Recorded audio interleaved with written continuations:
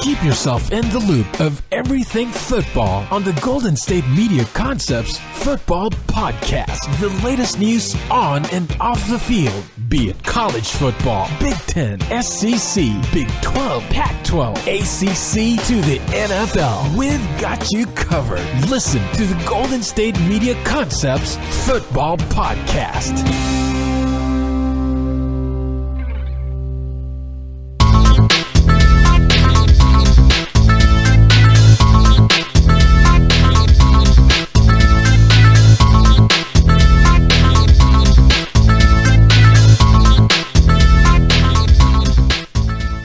Thank you for listening to the Golden State Media Concepts Football Podcast, where we discuss the latest news from college football and the NFL, including the top games and top players and all those games. I'm Ben. And I'm Anthony. And normally we'd have Jeremiah in here, but he is running just a little late today. And obviously we can only delay the show for so long because you guys need to hear it. And we obviously have to get out of here because other people have to use the studio. It's not just us in here. So obviously we can't take too long. So we're going to be talking a lot of NFL and college football. As you would expect, we have games all over this weekend, and we even have a game last night in both the NFL and college. So in our first segment of the day, we're going to be recapping Thursday night football between the Jacksonville Jaguars and the Tennessee Titans. In the second segment, we will talk about the rest of the NFL schedule coming up this weekend, as well as Monday night. And then in the third segment of the show, we will be talking some college football, a lot of great matchups this weekend within the top 25, as well as recapping a lot of the matchups we had last night. We had Cal, USC, we had Virginia Tech and Pittsburgh, which was a pretty good game, went down to the wire. So we'll talk about that and much more near the end of the show. But first off, we're going to lead off here talking about Thursday night football between the Tennessee Titans and the Jacksonville Jaguars. The Tennessee Titans win this game 36-22, and one thing is absolutely clear to me. The Jacksonville Jaguars are not a good football team. They stink. They're so bad. They're probably the worst team, second worst team in the AFC behind the Cleveland Browns. They may even be worse than the New York Jets because the New York Jets at least have a semi-competent, quarterback sometimes behind center. But, Blake Bortles is basically a fantastic fantasy football quarterback. Just in actuality, he's not very good. Like 337 yards, 3 touchdowns. Looks like he had a fantastic game, but if you look kind of more in depth at it, he was terrible in the first half. As a team, they barely had 60 yards rushing or 60, not even rushing, 60 total yards at the half. Blake Bortles was the leading rusher for the team, not Chris Ivory, not TJ Yeldon. And the whole offense basically isn't the same as it was last year, be it Hearns, Robinson. They're just not what they were last year, and now you have the situation where the coach probably gets fired. Quarterback, you don't know if he's basically the guy that you want to lead the team. Running back situation's all out of whack. It's just a big mess in Jacksonville. At least in Tennessee, you have a couple things that give you hope, right? Marcus Mariota had a couple of touchdown passes for the fourth straight week.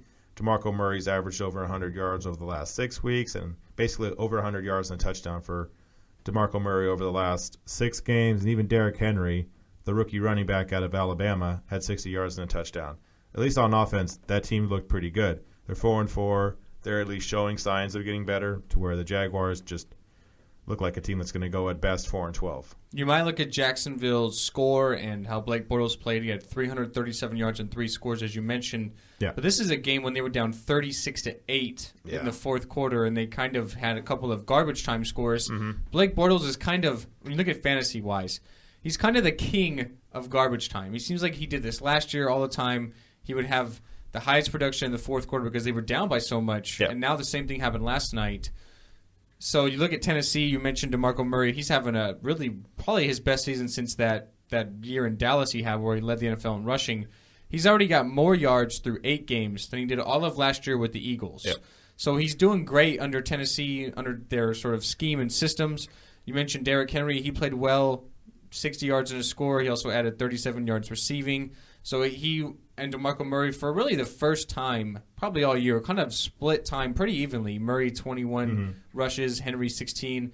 This was actually Henry's first career touchdown in the regular season. Obviously, preseason counts for something, but not on your official sort of stats. So Marcus Mariota played so efficient, 270 yards, only had 4 incompletions to go along with those 2 scores. as you mentioned, 4 weeks in a row now of 2 touchdowns or more. He's really progressing along nicely these last few weeks, which we did not see in the early part of the season. And Tennessee doesn't have many playmakers on the outside. Kendall Wright did lead them with 84 yards and a touchdown. Yeah. And then you go to Delaney Walker at the tight end position. He's one of the best tight ends in the game. But then other than that, Rashard Matthews, Philip Supernaw is a tight end, Tajay Sharp. Not too many playmakers out there on the outside for Mariota and the Titans, but he's still getting it done. Yeah, and you look at something like the leading rusher for the team is Delaney Walker. You talked about how good he is as a tight end. Not in that Gronkowski level, but still 400 yards and 3 touchdowns on the season. Someone that's absolutely been doing well for them, had been able to step up when basically the teammates around him haven't been the best for Mariota, right? Doesn't have that kind of guy on the outside. Doesn't have that Odell Beckham, A.J. Green kind of guy that you can just go to every time.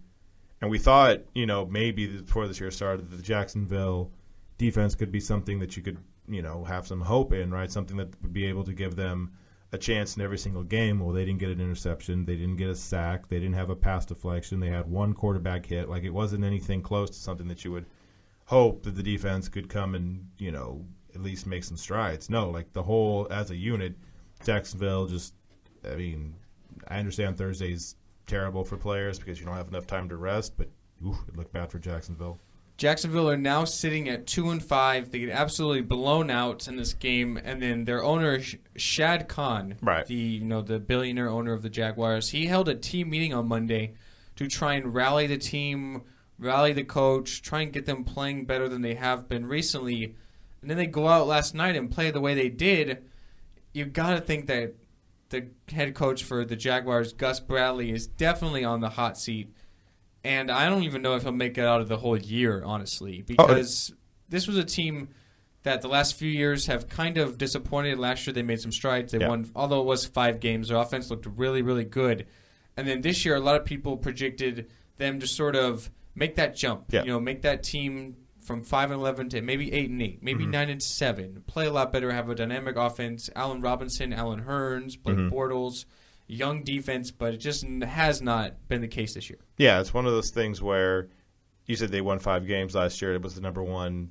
It was the most wins that Gus Bradley's had while he's been at Jacksonville. And he talked about Shad Khan being the guy that tried to rally the team. Like, I understand that in theory, but the owner's not going to motivate the team. Like, that's – I mean, maybe you kind of like, for like 15 minutes or whatever else like that, but that's not going to carry over. Like, the owner and the players are kind of separated as far as what they do. Like, I've heard people literally say that with the owners, players make sure not to hobnob with them. Like, they make sure not to have any kind of like interaction because you looked at kind of like a teacher's pet almost kind of thing if you're like, a buddy of the owner. So Shad Khan, like, I understand what he's trying to do. I get that him trying to be the guy that helps motivate and rah-rah the team, but at best, it was probably just, a rich guy coming in to see the players, say hello, and then after they're just like, well, that was weird. And then nothing comes from it. Clearly, nothing came from it. Definitely not. You'd think, if anything, I realize the owner doesn't really rally the team, but I think the owner is probably the guy that probably hits the team most because he's the guy that's signing your paychecks. He's the guy that has you employed. So you'd think that maybe you would just put up at least a better performance. Obviously, it was a winnable game. Tennessee's not a world beater or an elite team by any stretch of imagination. But neither is Jacksonville. But this is a team and a game that I thought was a kind of an even matchup. I thought the Jacksonville Jaguars could go in and actually compete in Tennessee against the Titans. But that was not the case at all. So now you have the Titans at 4-4, and surprisingly, they are only a half a game out of first place in this absolutely horrendous AFC South. So Houston's 4-3, Indianapolis is 3-4. They both have tough matchups this week, which we'll talk about in the next segment. So we could be seeing Houston and Tennessee tied in this week, and maybe even Indianapolis if they win. But do you give the Titans any chance to compete in this division? It looks like maybe 9 wins. Right. I'd say 10 wins is a lock to win the division. Maybe even 9 wins wins this division. Yeah, if you get 10 wins, you win the division. I would say they have at least a solid chance, right? Because it's something where you look at the team in the division, no one has a plus margin when it comes to points versus points allowed, right? They're all at least -1. Tennessee's the best, and they're at -1. You look at Tennessee throughout the rest of the year, Chargers, Packers, Colts, Bears, Broncos, Chiefs, Jaguars, Texans. some of those are very winnable games, right? We saw maybe they beat the Jaguars again because at that point they could be just totally in free fall. Texans, maybe you can win a game against them. The Colts, you'll probably lose. The Broncos, you'll lose. The Chiefs, you'll lose. I could see them maybe going 4-4 to finish it out, getting 8-8, and who knows, maybe that's even good enough to win the division the way this is going. They don't have the best quarterback, but they probably got the second best quarterback in the division, which is not saying much because the other two are kind of really bad. Osweiler we saw on Thursday Night Football. Monday Night Football. He's captain check down to a T. Like, he refuses. He has DeAndre Hopkins. Do you remember how good DeAndre Hopkins was last year? He was so good last year. With Brian Hoyer. I have him on my fantasy team, so I'm a little bit more angry about that. But the point is, he was a top 5 wide receiver in the league. He is nothing this year, and I blame that all on Brock Osweiler. Anyways, the Titans, they are a team that I don't think wins a division, but depending on how bad this division actually becomes, and if they're 8-8, maybe that wins the division. It's possible. I mean, when I look at their remaining schedule, Chargers, Packers, Colts, Bears, Broncos, Chiefs, Jags, and then Texans, I look at the 3 next games. Mm-hmm. Chargers, Packers, Colts. Right. All 3 of those are games that you could end up losing. Sure. Probably, I give them the best shot maybe against the Colts, but still definitely 3 tough matchups. Denver's a tough game. At Kansas City is an unbelievably tough game. So they're looking at maybe 8-8. Yeah. I'd say that's probably a good season for them. They won 3 games last year. They're already better than they did all of last year through 8. Oh yeah, no, so this that's is not absolutely bad. But yeah. I don't know if I give them much of a shot. But this division is just so bad.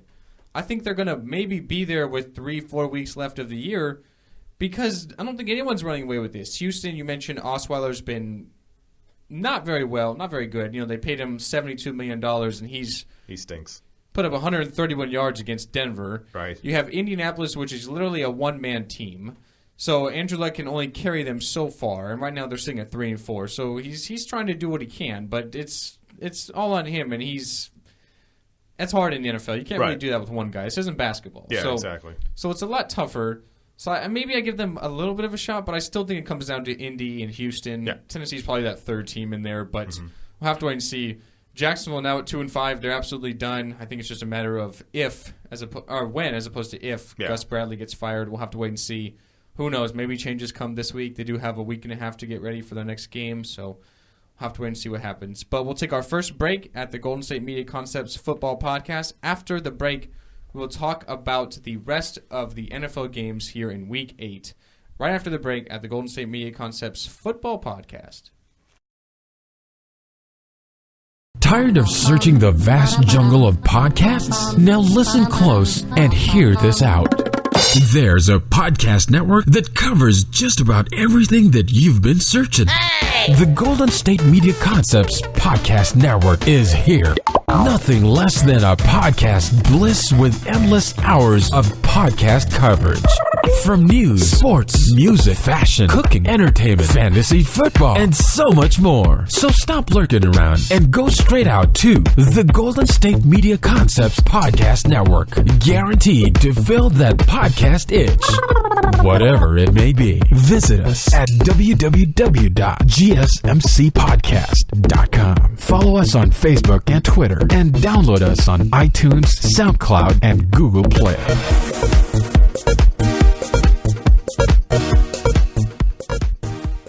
Thank you for returning back to the Golden State Media Concepts Football Podcast. Going to talk about NFL Week number 8 now. So we have a lot of games here on the schedule. So the Washington Redskins are going in to face the Cincinnati Bengals. That game is in London and Wembley Stadium, so our third England game this year now. The Kansas City Chiefs are on the road to face the Indianapolis Colts at Lucas Oil Stadium, a big game for both teams. The Raiders are looking to go 5-0, all in Eastern time zones on the road as they battle Tampa Bay in Florida. The Seattle Seahawks are in the Mercedes-Benz Superdome on Sunday to take on the New Orleans Saints, who sit at 2-4. The Detroit Lions at 4-3 battled the Houston Texans at 4-3 at NRG Stadium in Houston. We'll have to see if Brock Osweiler can play a lot better than he did on Monday night because they're going to need him if they want to beat Detroit. The New York Jets and Ryan Fitzpatrick, yet again under center, will take on the hopeless, winless Cleveland Browns at 0-7. Looks like they might have Josh McCown at quarterback for that game. We'll have to wait and see, though. So Tom Brady and the Pats will go in to New Era Field to take on the Buffalo Bills, who will be without LaShawn McCoy. Tom Brady 25-3 in his career against the Bills, so that tells me you should probably bet the Patriots. Yeah. The Arizona Cardinals will be on the road to take on the Carolina Panthers. This is a rematch of the NFC Championship game from last year. We will preview this game a little later. A big game for both teams. A rematch of a couple weeks ago on Thursday Night Football. The San Diego Chargers will face the Denver Broncos, who sit at 5-2. They will be without C.J. Anderson, who looks like a bone bruise, maybe a torn meniscus. So Devontae Booker, the rookie from Utah, will expect a heavy workload. Probably the matchup of the weekend here in the afternoon games is the Green Bay Packers go on the road to face the Atlanta Falcons in the Georgia Dome. A big game for both teams. We'll preview that in just a second. The Sunday night matchup is the Philadelphia Eagles and the Dallas Cowboys. We have Carson Wentz versus Dak Prescott. Combined, these teams have 9 wins for both rookie quarterbacks. That's the most through this 8 weeks we've seen before. So pretty impressive there. And then the Monday night matchup is the Minnesota Vikings take on the Chicago Bears in an NFC North battle. The Bears sit at 1-6. Jay Cutler will be back under center for them after his thumb injury, some torn ligaments there. So I guess that's a little ray of hope for the Bears, who don't have much to sort of be happy about right now, sitting at 1-6. Maybe they can just be fans of the Cubs right now because they're having quite a role right now in the World Series. So let's preview some of these games now, and I want to start off here with the rematch of the NFC Championship game last year. That's Arizona Cardinals at 3-1 after their tie last week to Seattle, and the Carolina Panthers, who after their bye week are at 1-5. What do we expect to happen?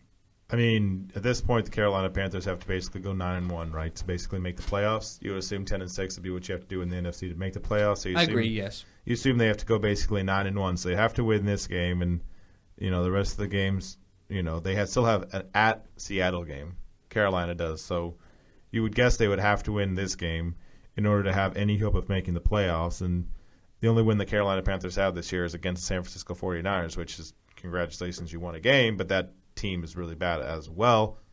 And you look at the Arizona Cardinals, they've been a little bit better after, instead of last week's game. Excluding that one, they've looked like a little bit of a better team because they started off this year not looking like that deep passing team they were last year when they were going to either Michael Floyd or John Brown. It doesn't look like they're doing the same sorts of things this year. They're more relying on David Johnson, who is one of the best running backs in the game right now.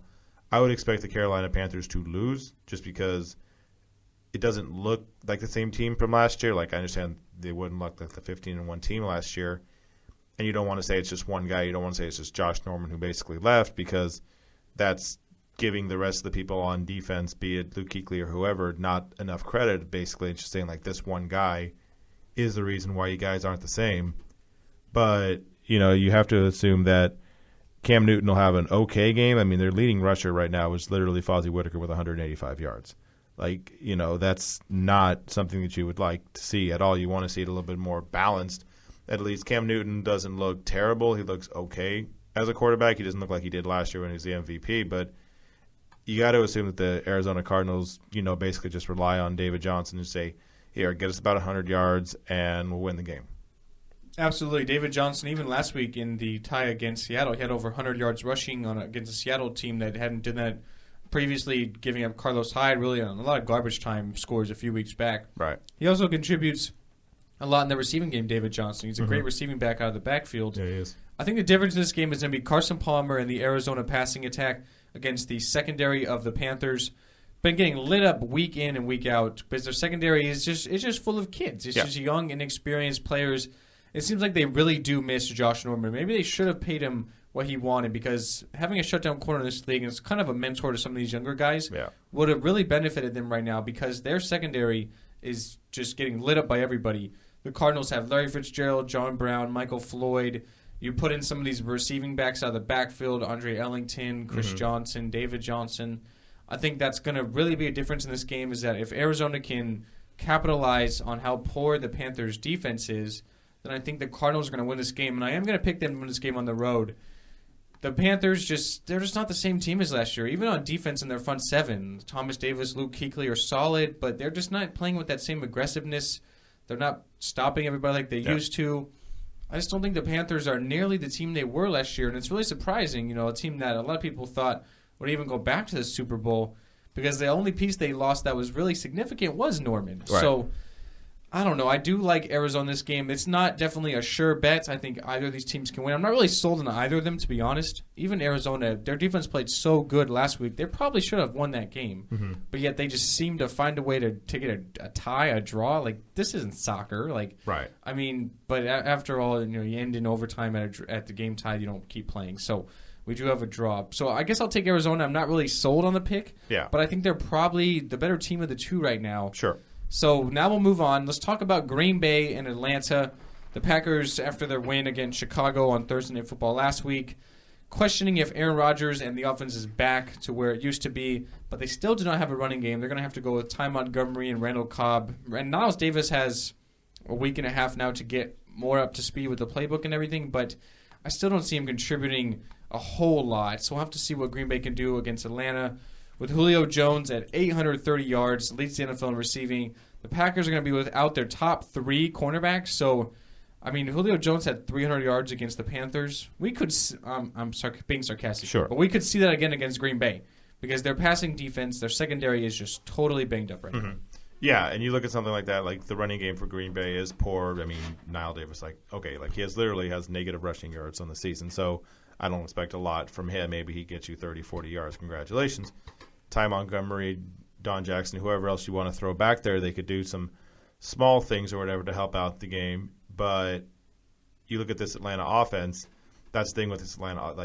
Matt Ryan looks like a possible MVP of the league right now because he's got the cheat code, and Julio Jones, who, like I said, had 300 yards in the game. We talked about the game before with the Carolina Panthers. They literally cut, I can't remember what his name is at this point, the cornerback who gave up the 300 yards to Julio Jones, who basically wasn't Josh Norman. They basically cut him right after that. It's like, okay, never mind. You gave up 300 yards, you got to go. And you look at how insane this offense is, but the problem is their defense, right? Atlanta's got a really bad defense. They give up a lot of points in the passing game. Green Bay, we've seen they don't give up a lot in the rushing game. And Coleman, I believe, is out for this game, so it's going to be something to where they can't do that kind of dual threat thing like they've been doing before. So as good as their offense is, it's one of those things kind of like with the New Orleans Saints, right? Same division kind of thing. Their offense is so good. Drew Brees, Matt Ryan, they're so good as quarterbacks, but that defense doesn't help them out. They score a touchdown, great, congratulations, high five, everything else. 2 minutes later, they give them another touchdown, and they got to go back onto the field and do it again. I think Green Bay has good enough of a defense to basically keep it close, right? Like, you don't have to necessarily go score for score with them, but I think Green Bay wins, high-ish scoring game, call it 31-24, but I'd say Green Bay just because they have a little bit better of a defense. I agree with a lot of what you said. I think it's going to be a shootout. I think both teams probably score in the 30s. The Chargers beat the Falcons last week 33-30. I can see something similar. I'm not going to say it's the exact same score because how ironic would that be? Yeah. But it's definitely going to be a similar score. I think both teams probably score near the 30s, so I think that's probably a good adjustment or a fair analysis. The Packers' defense is just a little better than Atlanta's. The Packers have the number 1 ranked run defense. We'll have to see how they go against Devontae Freeman coming out of the backfield. He's been pretty good this year in a split-time role, as you mentioned, with Tevin Coleman. Right. Those two together, I think, are probably the best running back tandem in the league we have right now.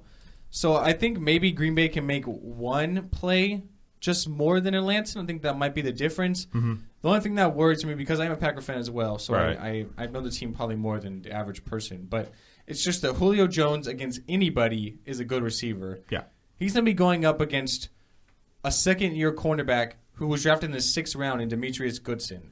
He's literally going to eat him for lunch. Yeah. I mean, let's be honest here. He's going to eat him for lunch. Or he matched up against Ladarius Gunter, who's an undrafted player out of Miami that's been in the league a couple of years. Right. So he's going to eat them up for lunch, honestly. Let's be real here. So that just always worries you. Right. Because your secondary is so bad. And this is a passing league as well. Matt Ryan's been absolutely fantastic. Right. I think Green Bay probably makes one play more than Atlanta, and I think that'll probably be the difference in this game. But honestly, I'd say the first team to probably 30 wins the game. I don't trust either of these defenses, although the Packers do have the number 1 ranked run defense. With the exception of Ezekiel Elliott, they haven't been playing some of the best running backs in the league.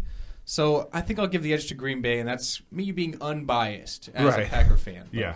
All right, so now let's look at the Sunday night matchup. We have the Dallas Cowboys hosting the Philadelphia Eagles. We have the first matchup of their careers between Dak Prescott and Carson Wentz, a matchup that honestly I think we'll be seeing for the next 10 years to come. Mm-hmm. Dallas coming off of their bye week at 5-1. Philadelphia with a big win last week, defeating the then undefeated Minnesota Vikings. They're sitting at 4-2 now. Dallas is favored by 4 in this game. This is honestly my lock. I think Dallas is a shoo-in to win this week. They come off a bye, so they're rested and healthy. They have the best offensive line in football. The Eagles really lit up Sam Bradford in the offensive line for Minnesota last week, which is poor.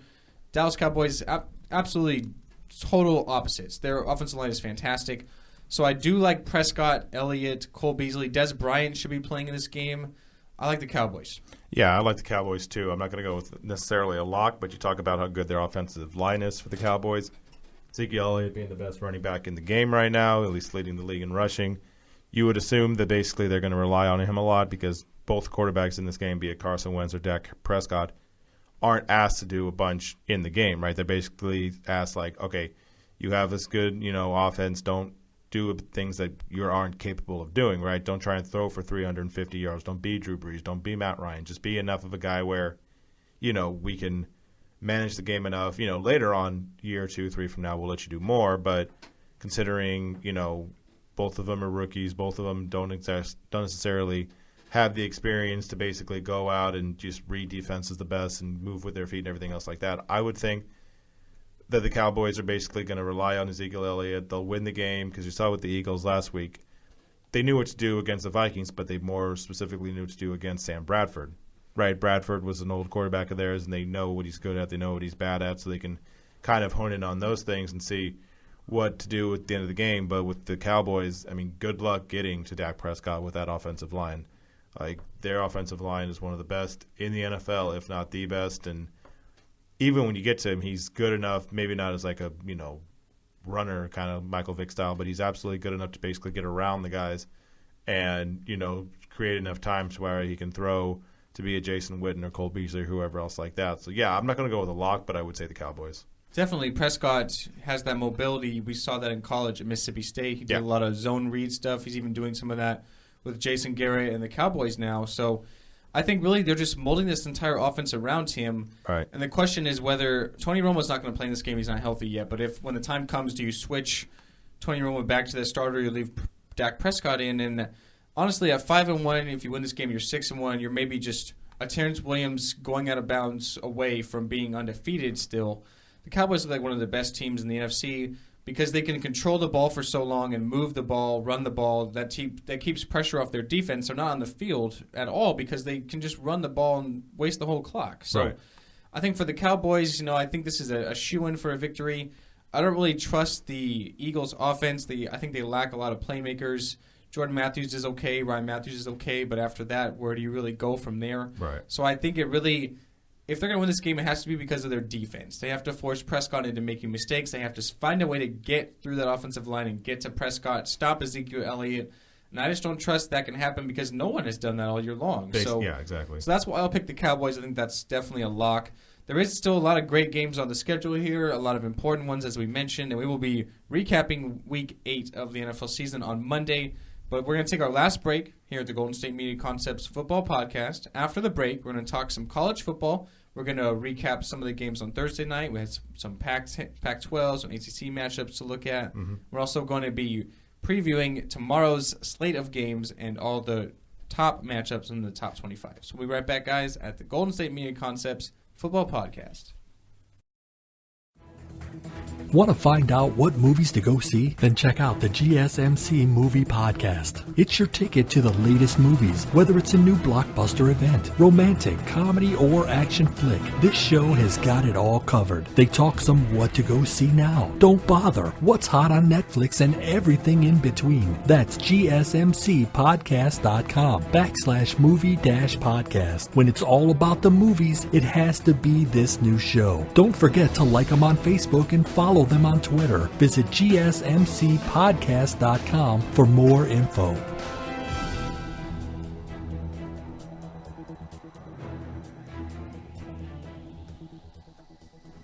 Welcome back into the Golden State Media Concepts Football Podcast. Going to be talking some college football to end the show tonight. So last night we had number 25 Virginia Tech defeat Pittsburgh 39-36. a game that was competitive all the way and obviously a shootout at 39-36. So Virginia Tech now improves to 6-2 on the season, 4-1 in the ACC. Kind of a surprise team now without Frank Beamer at head coach. Yeah, they looked pretty good last night. They're up there right now. They could win the division. It's between them right now and North Carolina. So, it was a really good game last night. You go over and look at Evans. He had 24 for 40. I looked at the wrong thing. 406 yards and 2 touchdowns. So the offense was clicking for them the entire night. James Conner for Pittsburgh had 141 yards and 3 touchdowns. It was one of those things where, kind of got off to a kind of a slow start. Only 6 points at the end of the first quarter, but picked it up a little bit at the end. I like what the Virginia Tech's doing. They're 25th ranked right now. You got to think they're going to go up to maybe the top 22, 21, something like that. At the end of it all, it's making the ACC look a little bit better because if you can have Clemson as the number 3 team in the country right now, assuming that they win out up until the ACC championship game, if you can have either Virginia Tech or North Carolina in there, it gives a little bit more validity because you understand that Alabama, assuming if they win out, is going to be in there, and Michigan, if they beat Ohio State, will be in there, and you want to see the other 2 teams as valid contenders. And with what Virginia Tech is doing, they can give a good match up to Clemson, and if they win, then they'll be in the the college football playoff, I should say. But it was a good game for Virginia Tech. You also had last night Cal and USC. USC winning 45-24. 231 yards for Sam Darnold. You had 333 yards for Davis Webb. Basically, Cal's bad at defense, right? They're really good at offense, which they didn't show last night. They're very bad at defense. They give up about 40 points a game every single time. And tonight was no different. And, for USC, it's looking a little bit good for them because they have a 3-game winning streak going right now, so it's a little bit of progress. For the Trojans, I understand they want to be what they were back in 2002. They're not going to be there anytime soon, probably, because that was kind of one of those anomaly. You get all the great talent, you get all the great games, you get all the great titles. But for Cal, it's one of those things where you're 4-4, you're an average football team. Basically it's kind of the New Orleans Saints of the college football. It's always fun to watch them, but as far as actually the product when you go out there, they gave up 52 points to Oregon. They gave up 44 to Oregon State. They gave up 41 to Arizona State. They gave up 43 to Texas. They gave up 45 points to San Diego State and even 31 to Hawaii. So it doesn't matter who they play, be it a Division I big conference school or not, they need to get better on defense. I'm a Cal fan, so I wouldn't say I necessarily get to watch them a lot because I usually work on Saturday, so I don't get to watch a whole lot of games. I try to watch what I can, but I'm definitely a Cal fan, so I always follow them and keep up to date with them. Yeah. And it's been this way really since the Sonny Dykes era, which is a few years in now. I think this is year 3. Mm-hmm. The Cal defense, I don't think, could stop a nosebleed. They're really how they beat Utah and held them to 23 points is absolutely beyond me because I don't know how this team can stop anybody. Like you said, they're great on offense. There's going to score 40 points every game. They only scored 24 last night, but USC's playing a lot better. Mm-hmm. The Cal offense is going to score 40 every game, but the problem is they're giving up 45. Yeah. Their offense literally has to score 60 to make sure that they are for sure going to win a game. And it's been that way for the last few years now. Mm-hmm. So it's all great and fun and dandy that you're throwing for 500 yards and four scores, but you're giving up the exact same thing you just scored. So it doesn't really bode too well. So there is a matchup, though, in the top 25, and it is in the Pac-12 that we're going to discuss now. Mm-hmm. And that is number 4 Washington going on the road to take on that Utah team that I mentioned did lose to Cal. Yep. They're ranked 17th in the nation. It is a home game for Utah, so they are having to go to Rice-Eccles Stadium, is the Washington Huskies. This is going to be their toughest matchup of the year so far. I do think Washington probably does lose one game. They still have some tough games on their schedule. I look at that last matchup, the Apple Cup against Washington State, a team who's playing really well and undefeated in conference along with Washington. They have to play USC still, who are playing great. And then who knows, Cal and them could each put up 70, and maybe Cal escapes with a late victory. I think Washington probably loses a game. This is going to be their toughest matchup of the year so far. They're facing Utah now. They are an 11-point favorite on the road, which I think is maybe a little high. Mm-hmm. I do like Washington in this game. I think quarterback Jake Browning and their offense can make more plays than Utah. Utah, a pretty solid defense. So I'll take Washington in this game, but I think 11 is probably a little too high. I maybe they win by 4. Yeah, no, I would think Washington would win this game. They're ranked 4th in the nation. While that's good for the Pac-12 to have a team potentially in the college football playoff. I think if they actually did play them, I don't think it would work out as well for them. I think they're going to get their face caved in by Alabama if that actually does happen. I think the team all around is pretty good because Jake Browning is not the leader for the Heisman Trophy, but that's just because Lamar Jackson exists.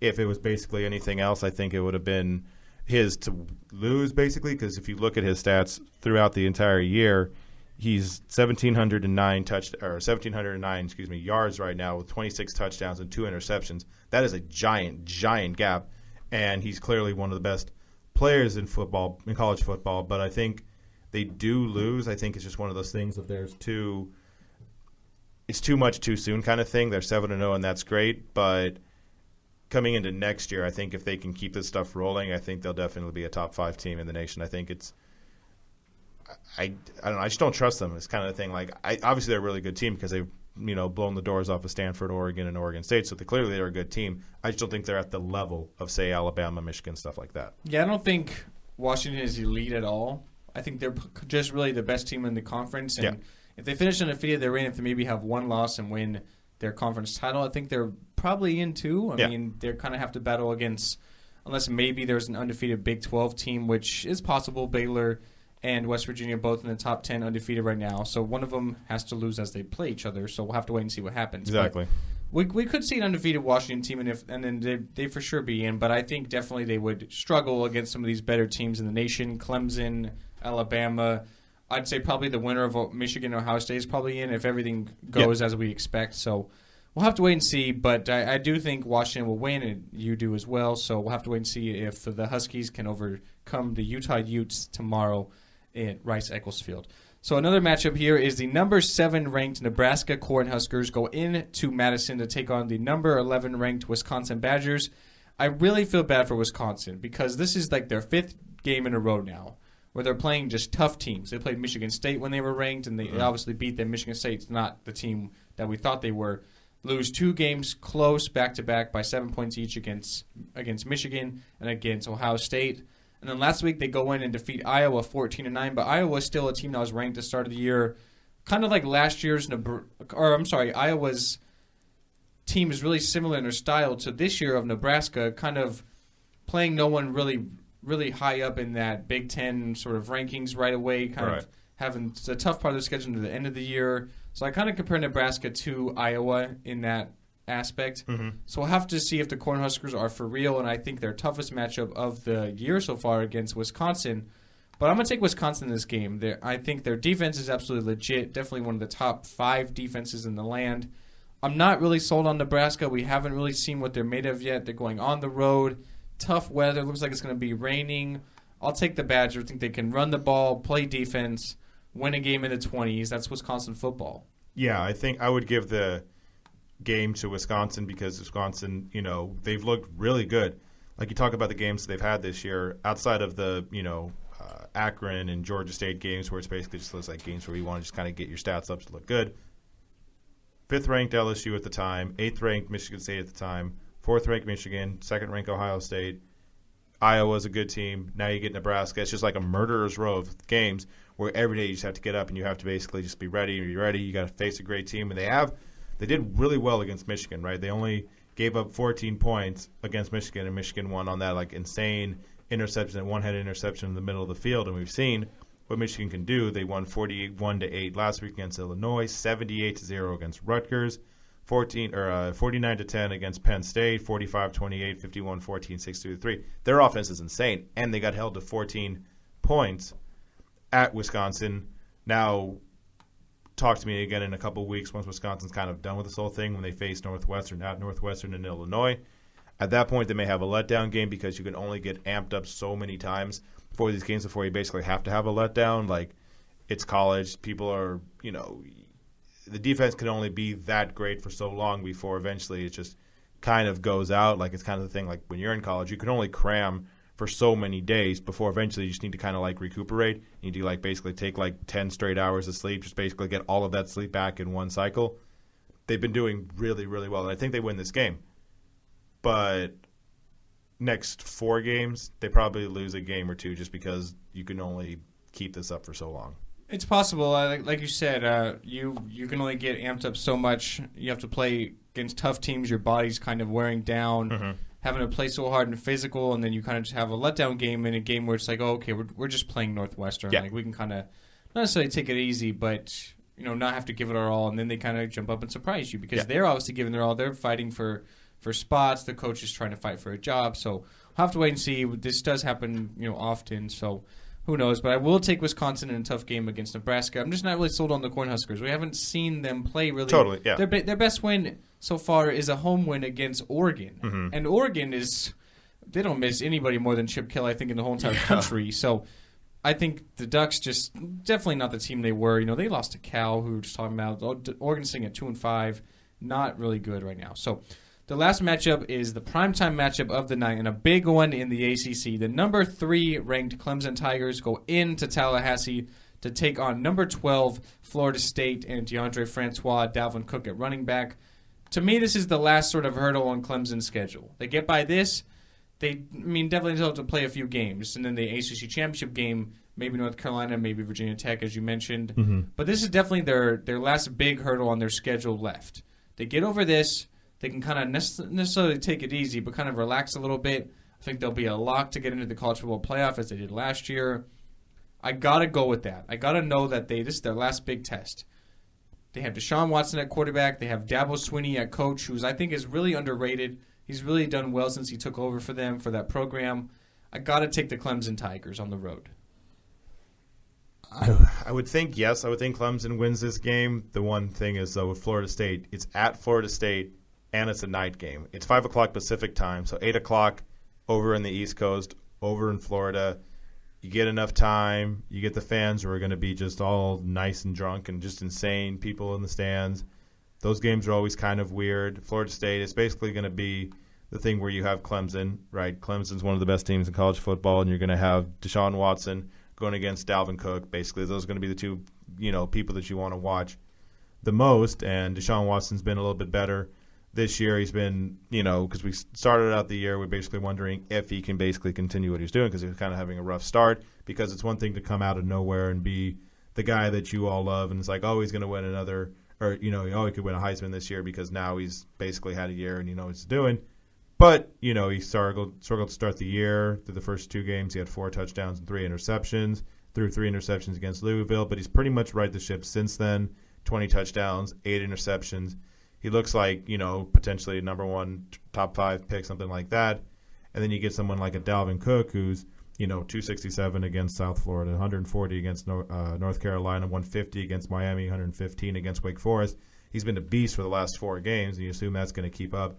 Against Clemson, I would go with Clemson to win the game. But in FSU, at night, in the game that is basically everything that FSU has to play for right now, right? They've lost 2 games. They're pretty much not going to be in any kind of, meaningful bowl game. They're basically playing, this is the last test they have. They have Florida at the end of the year. But this is a game where they can absolutely send a message of, hey, don't forget about us. We still exist. I would say it's a close game, but slight edge to Clemson. I agree with you. I don't think they're going to go in and to Tallahassee and kill the Seminoles. Florida State's still a good team. They haven't really performed like we thought they would, but going into the season, they returned a lot of starters. Yeah. Just that quarterback was their main issue with the freshman Francois. But he hasn't been terrible. He hasn't done anything absolutely astonishing, but he's been okay. Yeah. So I think it'll still be a tough game. I think Clemson, they just know this is their last hurdle. Deshaun Watson, a great leader. Dabo Swinney, a great leader. I think they escape with a victory. But there's a lot of other great games here on the schedule. I think there's a couple of big ones in the Big 12 that have some big implications. West Virginia goes on the road to face Oklahoma State. I think that could be a trap game for the Mountaineers. We still aren't necessarily sure what they are. We haven't seen them play anyone outstanding. They had a good one last week against TCU. Right. But we haven't seen them play really any big elite teams. And then Baylor goes on the road to face Texas, who are sitting at 3-4. A disappointing year, disappointing expectations, but Charlie Strong is fighting for his coaching life and an elite job with Texas.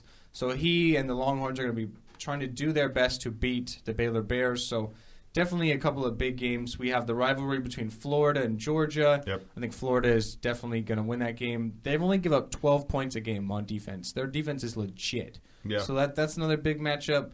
Tennessee trying to recuperate after a couple of losses. Auburn, a big surprise team, a tough road game against Ole Miss, who good team, but just kind of getting caught up with playing a really tough schedule at the time, sitting at 3-4. So that could be an interesting game in the SEC. A lot of great college football matchups if you're a big fan of the sport. Yeah, absolutely. I would think if we're going to go like upset special, right, if you're going to say like, oh, what game do you think would be an upset? You said Florida you think's going to win because Florida has that ridiculous defense. I think I want to go with Georgia. It's just, like you said, like the 12 points a game. To be fair, a lot of that's against UMass, Kentucky, and North Texas, so it's one of those kind of like race to kind of think like that. But I'll say Georgia wins. I'll say Georgia beats Florida. I'm not sure why. I just kind of feel it. Well, here's the thing. So that game is always kind of one of those like rivalry, SEC. I forget what the name of it used to be, the biggest cocktail party in the world or something like that. It was one of those kind of fun nicknames for it. Florida's a really good team, right? The only game where they basically had a downfall was basically against Tennessee when Tennessee was losing by 21 points at the half and decided, oh, we have to play now. Cool, awesome. And then we went out and they won the game. Yeah, I really have. I would like to have some, like, I don't know, for whatever reason, like I think that Georgia beats Florida. Okay, interesting. I think if I had to pick one, I'm going to go with Oklahoma State over West Virginia. Okay. Tough road game. Oklahoma State, Mike Gundy and his offense, Mason Randolph at quarterback, and Justice Hill at running back. They can really stretch that field, spread offense, score a lot of points, as can West Virginia with Dana Holgorsen. But I think that will maybe be a shootout game. Maybe both teams score in the 30s, maybe even the 40s, really. Mm-hmm. And I think Oklahoma State can win that game. They're at home. Maybe if West Virginia make a couple of mistakes, some turnovers lead to points for Oklahoma State, I think that could be my upset of the week. I'll take Oklahoma State over West Virginia. I'm still not sold on the Mountaineers. Right. Good win last week against TCU, but that game was at home. So this game is a little different. Oklahoma State, a good team, were ranked earlier in the year. They sit at 5-2. They're not a pushover. So my upset will be Oklahoma State over West Virginia. I like it. Okay. And with that being said, guys, we're going to end the show today. Unfortunately, Jeremiah was not able to join us in the studio. He's just running late, so hopefully he can join Anthony on the Fantasy Football Show, which he will be set to record pretty soon. So if you're a fan of fantasy football, need to set your lineup still, make sure you keep it locked here at the GSMC Podcast Network, because you can listen to that. He'll be recording that pretty soon. But for the football show, my name is Ben. And I'm Anthony. And for Jeremiah and Alex, who are not here today, we'd like to thank you for listening. We hope you enjoy the show, and we'll be back on Monday to recap everything football-wise here at the Golden State Media Concepts Football Podcast. You've been listening to the Golden State Media Concepts Football Podcast, part of the Golden State Media Concepts Podcast Network. You can find this show and others like it at www.gsmcpodcast.com. Download our podcast on iTunes, Stitcher, SoundCloud, and Google Play. Just type in GSMC to find all the shows from the Golden State Media Concepts Podcast Network, from movies to music, from sports to entertainment, and even weird news. You can also follow us on Twitter and on Facebook. Thank you, and we hope you have enjoyed today's program.